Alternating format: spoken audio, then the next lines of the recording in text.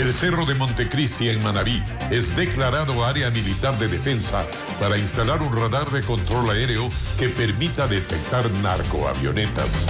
El comandante de la FAE, Giovanni Espinel, dialogó con Televistazo. El gobierno invita a dialogar a sectores sociales, sindicales e indígenas, pero la CONAIE pide cambio de fecha y pone condiciones. Caótica, peligrosa, anárquica. Ante la crítica situación en las cárceles del país, se invertirán 75 millones de dólares para la compra de equipos de seguridad y construcción de pabellones de seguridad. Informe especial. El centro de alto rendimiento de Durán, entre la humedad y las fisuras. Las instalaciones valoradas en $1 millón están totalmente inutilizadas. Viviendas funcionan como bares clandestinos en Machala en medio de un incremento de casos de la variante Delta en la provincia del Oro. Las noticias en Televistazo con Alfonso Espinosa de los Monteros.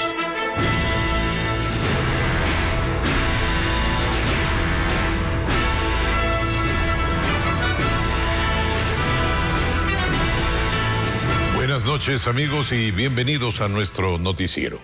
El gobierno declaró área reservada militar de defensa a los cerros Montecristi y San Isidro en la provincia de Manabí, en donde prevé instalar un radar como estrategia para la lucha con el narcotráfico o contra el narcotráfico y el crimen organizado. Se trata de un radar móvil de alerta temprana y control del espacio aéreo. Todo esto ante el incremento de aeronaves clandestinas vinculadas al narcotráfico. Paul Romero con la noticia. Desde este miércoles, los cerros Montecristi y San Isidro en Manabí son área reservada militar de defensa, una vez que el presidente Guillermo Lasso firmó el correspondiente decreto ejecutivo por decisión del Consejo de Seguridad Pública del Estado. Esto ante el rechazo de varios pobladores a la colocación de un radar de alerta temprana y vigilancia en el cerro de Montecristi para la lucha contra el narcotráfico.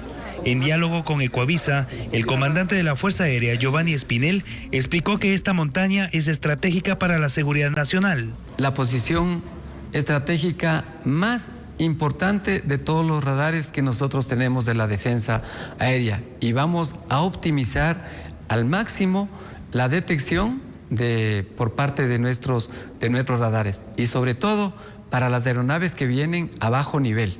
El objetivo es neutralizar los vuelos clandestinos de narcoavionetas que eluden el control con operaciones muy bajas para evitar ser detectadas. Las aeronaves que vienen a 300 pies y menos, es decir, vienen volando a unos 100 metros aproximadamente, pero al colocar nuestro radar en ese punto, nosotros vamos a maximizar todas las capacidades. Muchas de estas aeronaves se accidentan al intentar aterrizar en pistas irregulares. Según el comandante de la FAE, en las operaciones de control se han detectado centenares de narcopistas. En lo que es la región costa, aproximadamente unas 300 pistas nosotros hemos logrado encontrar, pero siempre va a haber más pistas, porque al ser avionetas pequeñas pueden aterrizar en cualquier carretera. Pueden aterrizar en una playa cuando baja el nivel del mar. Espinel cuestionó a quienes se oponen a la instalación del radar por afectaciones al ecosistema del cerro. Tiene aproximadamente 1.300 hectáreas. El proyecto nuestro ocupará 2.25 hectáreas, tanto lo que es una vía de acceso y las plataformas en la parte superior del cerro.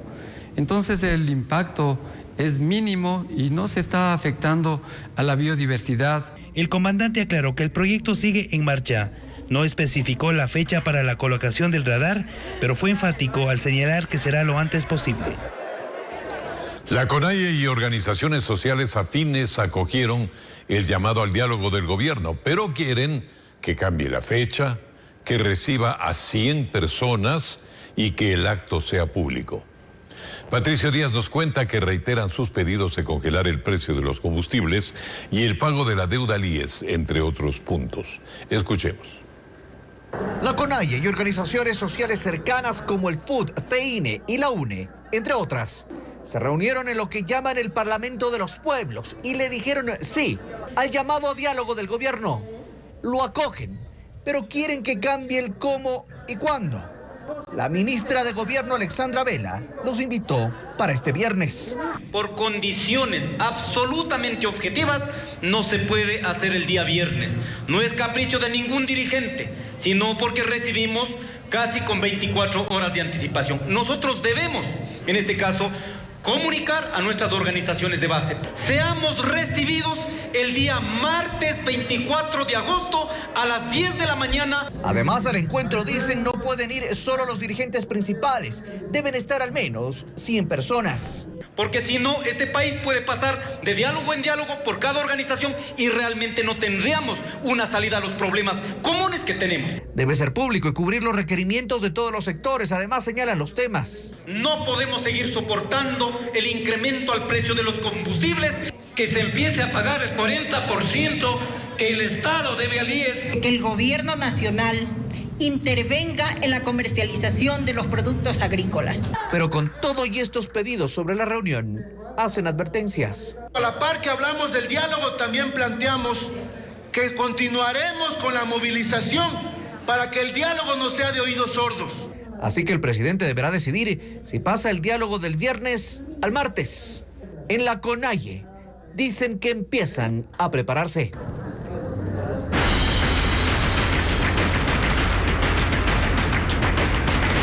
Centros deportivos en el olvido. Por falta de recursos económicos, el Centro de Alto Rendimiento de Durán se cae a pedazos. La piscina semiolímpica está colapsada y todas las instalaciones presentan fisuras, humedad, desprendimiento de materiales. Merlin Ochoa hizo un recorrido por estas instalaciones. Rodeado de maleza e infraestructura destruida, encontramos el Centro de Alto Rendimiento de Durán en la provincia del Guayas. En el Coliseo los implementos están llenos de polvo y oxidándose. El cuadrilátero de boxeo se cae en pedazos. La polilla está acabando con el piso de madera del ring. Lo mismo sucede en el área para practicar judo y lucha olímpica. Este centro aquí en Durán tiene 2 piscinas y ambas están completamente deterioradas. Pero la más crítica es esta. No tiene agua porque el sistema no sirve. Pero además, por falta de uso y mantenimiento, la estructura empezó a colapsar y se observan decenas de grietas. Caminar por sus instalaciones de 28.000 metros cuadrados es desalentador. Todo el complejo tiene resquebrajamientos y humedad. En nuestro recorrido no había luz ni guardias de seguridad, pese a que las instalaciones colindan con el río, por donde pueden ingresar piratas. Este era un club del Banco Central del Ecuador, pero se lo readecuó. En el 2015, este complejo deportivo, valorado en $1 millón, fue donado a la empresa pública Centros de Entrenamiento para el Alto Rendimiento, pero la misma está en liquidación desde marzo del 2020 y lo que es peor, su liquidador renunció hace pocos días. Por eso no hay llaves para entrar a las áreas administrativas, médicas y gimnasios. Hay equipos ahí que se están deteriorando, que se están dañando. Entonces, el que podamos usar ciertos espacios del centro mientras la liquidación va avanzando, me parece que va a ser la solución momentánea. Luisa Valverde es una luchadora ecuatoriana, compitió en 2 campeonatos mundiales. Ella entrenaba en este sitio, pero ahora debe ir hasta Portoviejo, en Manabí. Yo creo que sí es necesario porque no tenemos un concentrado nacional. Y si hubiera centros de alto rendimiento para concentración nacional, yo creo que sería mucho mejor. Pero como lo dije, siempre y cuando el centro de alto rendimiento sea apertuado para todos los deportistas, no solo para el deporte de alto rendimiento. Luisa es una de las 1000 deportistas que entrenaron aquí durante 3 años. Y lamentablemente esto está en el abandono. El presidente de la Federación Deportiva del Guayas dijo que presentaron una propuesta. Con el proyecto de poner nuestra unidad educativa Fede Guayas y más escuelas formativas que iban a ser costeadas por nuestro presupuesto, mantenido por nuestra gestión. No tuvimos respuestas.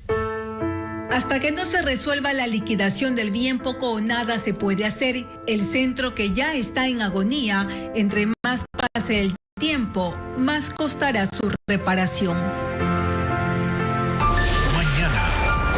Infraestructura deportiva que se destruye en el tiempo y el olvido. Solo estos 2 edificios costaron al país $12 millones. Eso afecta totalmente. Informe especial de las millonarias inversiones que no llegaron a nuestros atletas. La parte más crítica es la piscina semiolímpica. No hay dinero para su mantenimiento y el agua se pudre ante la falta de tratamiento. Mañana a la 1 de la tarde y 7 de la noche. Por Ecuavisa. El gobierno destinará $75 millones para la reestructuración integral del sistema penitenciario del país. Los recursos serán invertidos en 4 años en obras de infraestructura, en tecnología, seguridad ante el caos y descontrol que existe en las cárceles. Pau Romero nos tiene un informe.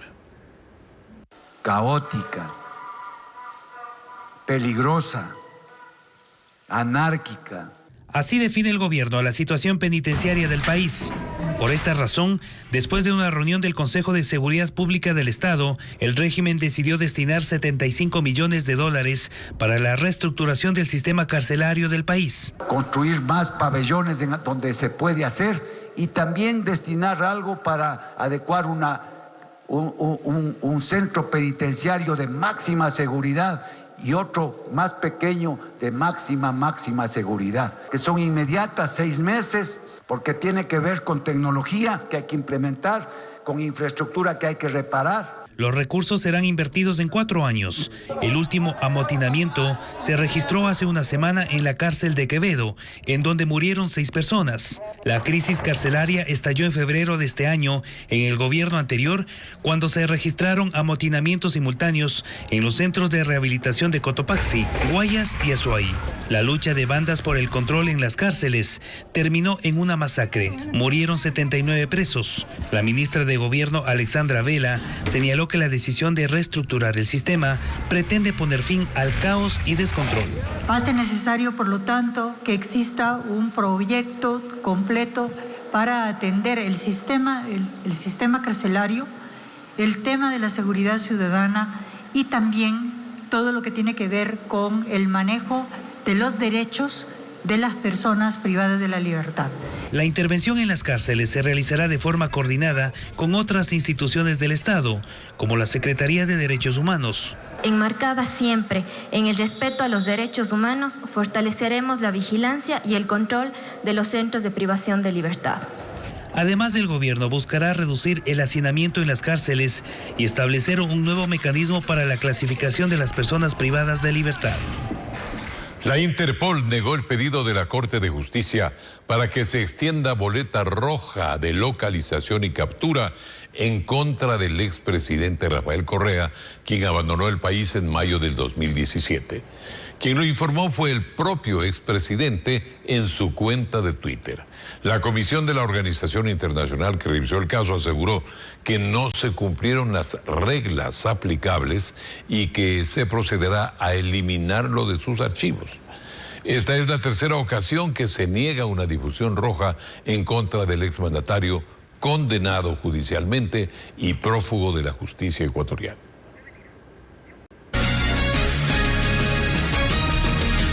En Machala hay preocupación por la indisciplina ciudadana que podría provocar el incremento de los casos provocados por la variante Delta. Desde hace más de un mes fue declarado estado de excepción en la provincia de El Oro y en ese tiempo 200 establecimientos han sido intervenidos. Diego Cuenca recorrió varias zonas del cantón orense durante el toque de queda y nos preparó un informe. Eran las 10 de la noche y en pleno toque de queda aún habían personas que sin temor a la variante Delta transitaban por las calles de Machala. Incluso había libadores un martes por la noche. Estamos borrachos. A este joven de 24 años lo descubrieron cuando compraba bebidas alcohólicas en una vivienda que funcionaba de manera clandestina. Fiestas, a eso están así apegados. Por esos actos estamos pagando. También en la zona rosa, ubicada en el centro de la capital orense, se evidenció más irresponsabilidad. En ese inmueble las autoridades detectaron que funcionaba un bar clandestino. Lo que más había era alcohol y el riesgo inminente de que las personas que estaban aquí, entre ellas extranjeras, se contagien de la variante Delta. Es un bien tipo villa que personas arriendan así para poder trabajar de una manera clandestina, pero hoy lo pudimos identificar y fue intervenido y el señor comisario procedió a la clausura del mismo. Ahora, ¿qué encontraron allí? Bueno, ahí encontramos primero una ciudadana de nacionalidad venezolana que se identificó como administradora del establecimiento, personas libando en el interior con expendio de bebidas alcohólicas. Pero no es el único, porque ya son 200 establecimientos intervenidos durante el estado de excepción y es común que dentro de las casas improvisen bares o discotecas clandestinas. Nosotros aquí en la provincia de Loro y en Machala hemos intervenido más de 200 establecimientos, de los cuales hemos clausurado 52. En todo caso, eso da la muestra de que aquí en la provincia de Loro han proliferado ese tipo de actividades. La indisciplina persiste a pesar de que en la provincia de El Oro se registran 100 casos de la variante Delta. De esos, 57 están en Machala. Así la desobediencia continúa hasta en familias que, sin utilizar mascarillas, se aglomeran en sus portales en los horarios que está prohibido. Desde la Sociedad Pediátrica Ecuatoriana existe preocupación, pues la ministra de Salud afirmó que los adolescentes de entre 12 y 15 años deben recibir una sola dosis de vacuna en contra del COVID-19. Desde la Sociedad Latinoamericana de Infectología Pediátrica aseguran que la única manera de protección para los menores es con las 2 dosis. Carla Delgado conversó con su representante sobre este asunto. El proceso de inmunización continúa en el país y el Ministerio de Salud informó que a partir de septiembre, niños y adolescentes entre 12 y 15 años recibirán la vacuna en contra del COVID-19. Sin embargo, según afirmaron las autoridades, la colocación de las dosis será diferente a la de los adultos. La evidencia científica nos dice ahora que los niños a partir de los 12 años deben recibir una sola dosis de vacuna. Pfizer nomás. Pfizer, una sola, sí. Estas declaraciones ya generan preocupación en la Sociedad Pediátrica Ecuatoriana. Su presidente asegura que los lineamientos mundiales contrastan esta teoría, pues no está comprobado que solo una dosis sea efectiva contra el virus, incluso entre los niños y adolescentes. Todavía no hemos tenido evidencia y a nivel mundial todavía se siguen recomendando 2 dosis. Y esto ha causado en la población muchas dudas, incertidumbres. Mucha gente que recibió una dosis piensan que tal vez es suficiente una sola dosis. Cree que la colocación de una sola dosis a este rango etario podría frenar el avance de la inmunización, que en el país va a buen ritmo. Desde la Sociedad Latinoamericana de Infectología Pediátrica con sede en Costa Rica, sostienen que sería un error no aplicarles ambas dosis. Cuando hay una vacunación que se hace para 2 dosis, hay que completarla.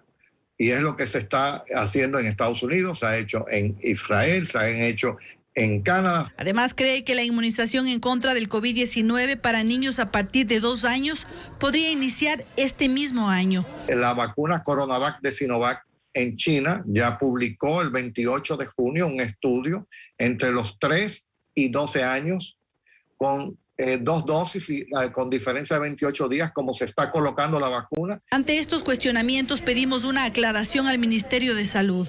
Sin embargo, no han respondido nuestra solicitud. Más de 30 representantes de empresas petroleras se reunieron este miércoles con el ministro de Energía, Juan Carlos Bermejo. El objetivo del encuentro es el de conocer los planes de acción que las compañías llevarán a cabo para incrementar la producción de crudo. Juan Carlos Esprúa con el informe. Uno de los objetivos del gobierno de Guillermo Lasso en materia petrolera es aumentar la producción de crudo. El régimen prevé duplicar el número de barriles diarios y llegar al 1.000.000. La meta está trazada y es por ello que el ministro de Energía y el gerente general de la estatal Petroecuador mantuvieron una reunión en Quito con 35 representantes de empresas petroleras privadas. Esperamos llegar a los objetivos de producción propuestos y que serán de beneficios para el país. Incluso desde la estatal Petroecuador se habló de la perforación y exploración de nuevos pozos que permitan obtener más petróleo. Actividades de perforación propias de Petroecuador en sus campos y también actividades de reacondicionamiento. Durante el encuentro, los representantes de las compañías se comprometieron a apoyar al gobierno en el fortalecimiento de la producción petrolera para llegar al 1.000.000 de barriles diarios en los próximos 4 años. Una excelente reunión. Muy bueno ver el liderazgo que está tomando el ministro ante un objetivo que tenemos todos los ecuatorianos y toda la industria en el Ecuador. Se trató de la primera reunión entre autoridades del gobierno y las compañías petroleras privadas, luego de que el 7 de julio entró en vigencia el decreto ejecutivo que abre el camino a la inversión privada en el sector hidrocarburífero. Productores de banano reclaman por el irrespeto al precio oficial de la caja de la fruta. Aunque el valor fue fijado en $6.25, los productores indican que solo reciben poco más de $1. Los exportadores, por su parte, piden que el ministerio sancione a aquellas empresas que no respetan el precio oficial establecido. Los productores bananeros reclaman por el incumplimiento del precio oficial de la caja de su producto. La semana anterior se sumaron a los arroceros en su reclamo. Dicen que el problema viene desde el año pasado. Venimos de una temporada tan baja como fue la del año anterior, en el cual 42 semanas, Lenin, estuvimos con bajos precios. Y este año ya llevábamos 15 semanas. El precio oficial es de $6.25, pero los productores denuncian que se ha llegado a pagar hasta $1.50 por caja y que eso no les permite ni siquiera cubrir sus costos de producción. Ellos señalan que los gobiernos no han demostrado interés en que se cumpla con la ley. El hecho de que digan que hubo precios de 10 o de 11 o de $12 de este año, podría ser refutado con una simple razón. El promedio de julio del 2020 a julio del 2021, Lenin, es de $4.20 la caja de banano. En el sector exportador reconocen que los precios están bajos, pero señalan que este es un problema cíclico y que responde a dos factores. Y esto se da efectivamente por el bajo nivel de consumo que representa el hemisferio norte en esta temporada. Yo considero que los productores que están hoy día reclamando ese precio oficial y que todos los años anteriores reclaman es porque no han podido hacer contratos. Y coinciden en que el ministerio debe actuar contra quienes no respetan el precio oficial, que se debe, sin temores, hacer que se cumpla la ley. Es decir, receptar las denuncias de aquellos productores que no reciben el precio oficial y si están los exportadores que no pagan el precio, comenzar realmente a sancionar. Según la dirigente del gremio de exportadores, los productores que tienen contratos y reciben el pago del precio oficial. Desde la otra orilla se señala que son 8.000 los medianos y pequeños productores afectados por el incumplimiento de ese precio. Y el próximo jueves 26 de agosto los aspirantes a las universidades públicas rendirán el examen llamado Transformar. Será la primera vez que se tome este nuevo examen de competencias y habilidades. María Mercedes Granda nos cuenta las expectativas de los estudiantes. Cristian Narváez se ha preparado por semanas para rendir el nuevo test de ingreso a la universidad pública. Quiere estudiar leyes. Dice que se siente listo, aunque también tiene nervios. Somos los primeros estudiantes en dar el nuevo examen. Somos las primeras pruebas, las primeras personas. David Plazarte, en cambio, nos cuenta que en estas semanas intensificó su preparación. También nos estamos preparando de todo tipo de maneras, con los preuniversitarios, con videos de YouTube, plataformas. La Secretaría de Educación Superior informó la fecha en la que se aplicarán los tests. Tendrá lugar este 26 de agosto. En nuestros canales oficiales hemos publicado una guía metodológica que les permitirá tener una idea de la estructura de las preguntas del test Transformar Y además, en los próximos días difundiremos un documento adicional para que puedan seguir practicando. El secretario Rivadeneira recordó que será la primera ocasión en la que se aplique esta evaluación. No necesitan memorizar contenidos. Este test se enfoca en analizar sus destrezas y habilidades en 4 campos: numérico, verbal, razonamiento lógico y atención y concentración, distribuidos en 170 preguntas que podrán contestarlas fácilmente en un tiempo máximo de 1 hora. En 2020 se ofertaron más de 221.300 cupos en universidades, escuelas politécnicas e institutos técnicos y tecnológicos del país, mientras que en el primer periodo académico de 2021 se ofertaron 95.200. Un ex miembro del Tribunal Supremo Electoral y ex juez del Tribunal Contencioso Electoral patrocina ahora a Jorge Yunda en su pelea por mantenerse en el cargo de alcalde de Quito. A puertas de una audiencia en el contencioso electoral por una infracción grave, Yunda y su abogado recusaron al juez que lo debía juzgar. Francisco Garcés sigue este tema.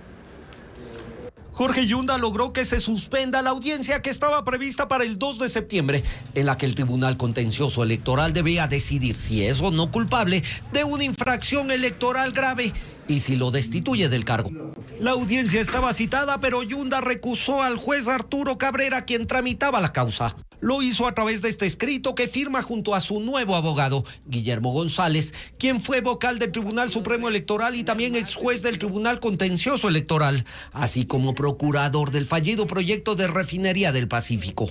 En el escrito dicen que el juez Arturo Cabrera no puede tramitar la causa por haber conocido o fallado en otra instancia la cuestión que se ventila, o por haber manifestado opinión o consejo que sea demostrable sobre el proceso que llega a su conocimiento.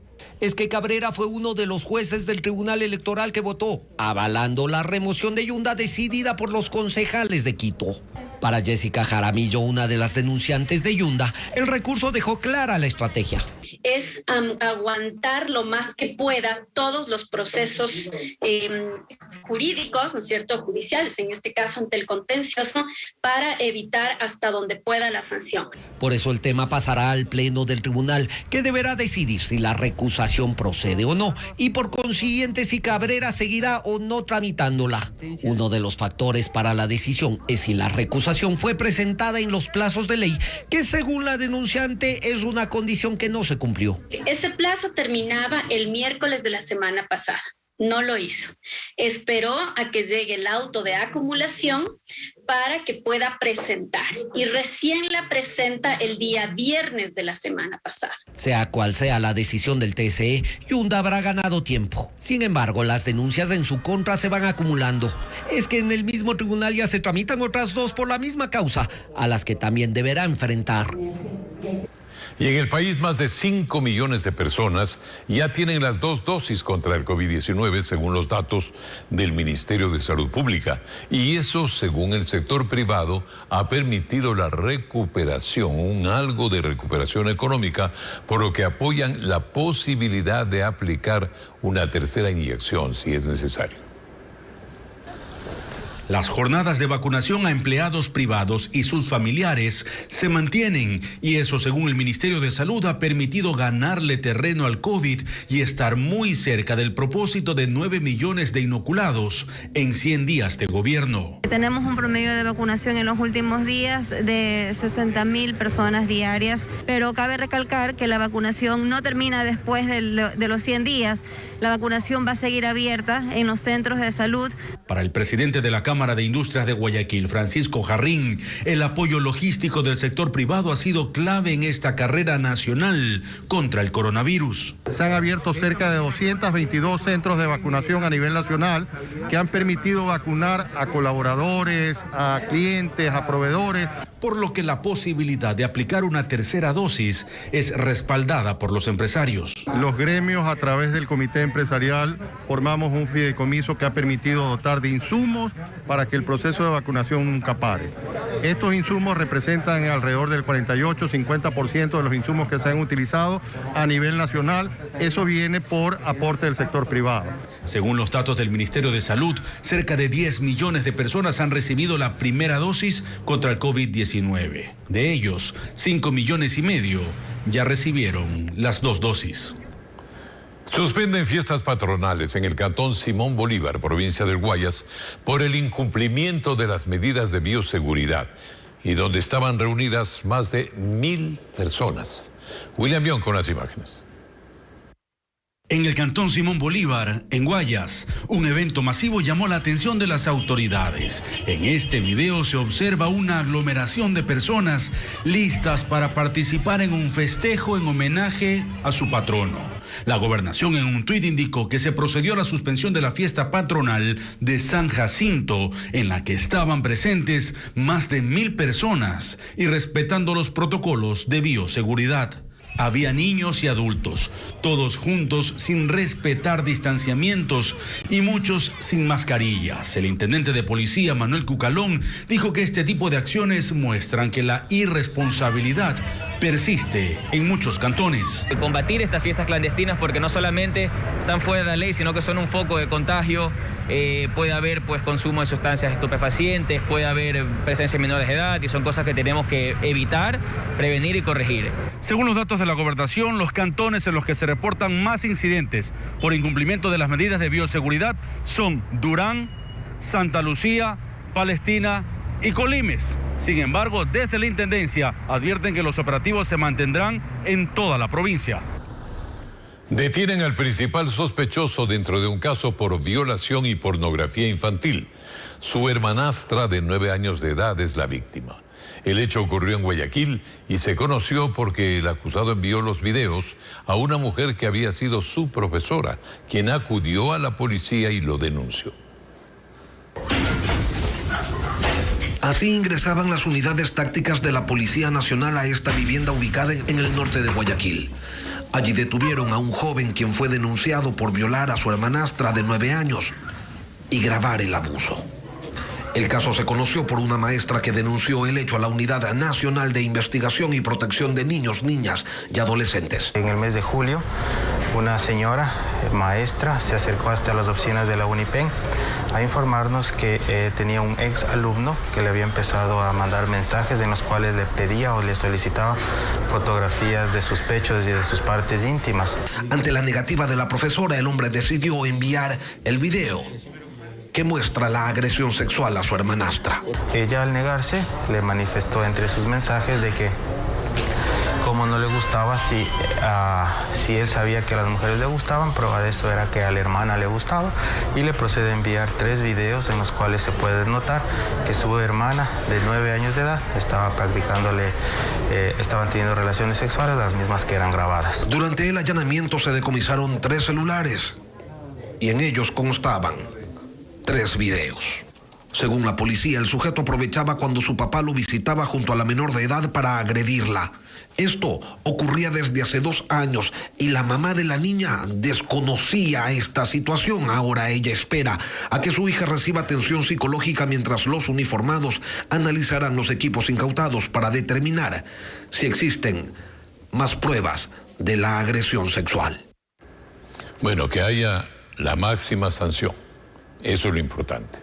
Un funcionario judicial de Guayaquil es investigado por presuntamente filtrar información reservada en el caso Lisbeth Vaquerizo, quien fue asesinada el pasado diciembre, presuntamente por su esposo. Merlin Ochoa tiene otros datos. La familia de Lisbeth Vaquerizo dice que seguirán con plantones hasta conseguir justicia. Lisbeth tenía 30 años cuando fue asesinada en su casa el pasado diciembre. El principal sospechoso del femicidio es su esposo Luis H. Pero además del asesinato, los padres y amigos de Lisbeth denuncian que un secretario judicial de Guayaquil el pasado 12 de agosto reveló que ya se conocía el paradero del principal sospechoso del crimen, lo que habría impulsado su escape. La investigación ha llevado 5 meses para llegar a indicios del paradero de Luis Hermida. Y el 12 de agosto toda esa información fue tirada a la basura. Por este caso, el Consejo de la Judicatura inició una investigación en contra del funcionario público por una supuesta filtración de información reservada. Se han iniciado esas investigaciones, tanto por la Dirección de Transparencia, así como también de Gestión Procesal. Esos informes deberán remitirse luego al Departamento Disciplinario. Tras el crimen hay 2 casos, uno por femicidio en contra de la pareja de la víctima y el segundo por fraude procesal, en el que 6 personas fueron llamadas a juicio, entre ellas los padres del presunto asesino, el hermano de este y profesionales que habrían maquillado la escena del crimen para que parezca una muerte por accidente. 4 de las 6 personas investigadas por fraude procesal están prófugas y las otras 2 tienen medidas sustitutivas. Conversamos con el abogado del principal acusado. Ellos tienen más de 6 meses con una orden de prisión preventiva que no ha dado resultados, no los han podido ubicar, y al ser esto un delito que va de 1 a 3 años, a los 5 años prescribe. Es decir, este delito, como está instruido, va encaminado a la prescripción. Este jueves se realizará la audiencia de apelación a la prisión preventiva, donde el abogado de los procesados pide que se eliminen las órdenes de captura para que sus clientes se defiendan en libertad. Amigos, en el estadio de la Liga Deportiva Universitaria, este es el escenario de los primeros homenajes a Rodrigo Paz Delgado. Este escenario estará abierto hoy y mañana para recibir a los hinchas de Liga Deportiva Universitaria y brindar un homenaje al dirigente deportivo, político y empresario. Francisco Garcés estuvo en el sitio y nos cuenta cómo se vivió la mañana de hoy. El cariño de los hinchas de Liga de Quito hacia Rodrigo Paz es inmenso y por eso su estatua en el estadio que lleva su nombre fue el sitio del homenaje. Hasta aquí llegó quien se escapó del trabajo y también al que el jefe le mandó a dejar flores. El hincha de Liga de toda la vida, el que recibió a Paz en su casa cuando hacía campaña política y quienes ni siquiera le conocieron pero saben que le deben parte de su pasión por el equipo. Un dirigente honesto, el que entregó la vida a Liga. Y esperamos seguir el mismo rumbo que él ya nos dejó, el norte que él nos dejó, vamos a seguirlo. Don Rodrigo o Papá Oso lo llaman todos con estima y se lo demuestran frente a su imagen, no solo por lo que hizo por Liga, sino como empresario y como alcalde de Quito. La empresa que prácticamente hizo de Liga, la sede, el estadio, y un excelente dirigente, excelente político, honrado. No como los tenemos ahora. Además de la pasión por el fútbol, Polo Carrera comparte con Paz ser los 2 únicos socios honorarios de Liga. Recuerda que Paz lo vio jugar un partido y compró su pase en 300 sucres, allá en los inicios de los 60 del siglo pasado. Y así empezó su carrera, que lo consagró como uno de los mejores futbolistas del país. Creo que si él no hubiese ido a ese partido a verme jugar, capaz yo iba para otra institución. Después me vinculé mucho con la Universidad Central y queremos, en nombre de él, rehacer ese estadio también, porque él fue el iniciador en la universidad. Rodrigo Paz fue su guía, su amigo, quien le dio consejos y le llamó la atención cuando debía. Pero sobre todo le dio ejemplo. Y así fue con muchos en el deporte, en los negocios y en la alcaldía de Quito. Y por eso ahora lo extrañan. Dicen que uno al final cosecha lo que siembra. Y aquí a los pies de la estatua de don Rodrigo ya empieza a faltar el espacio para las muestras de cariño y respeto. Muy bien, ratificamos nuestras condolencias a la familia de Rodrigo Paz Delgado. Amigos, muchas gracias. Hemos concluido.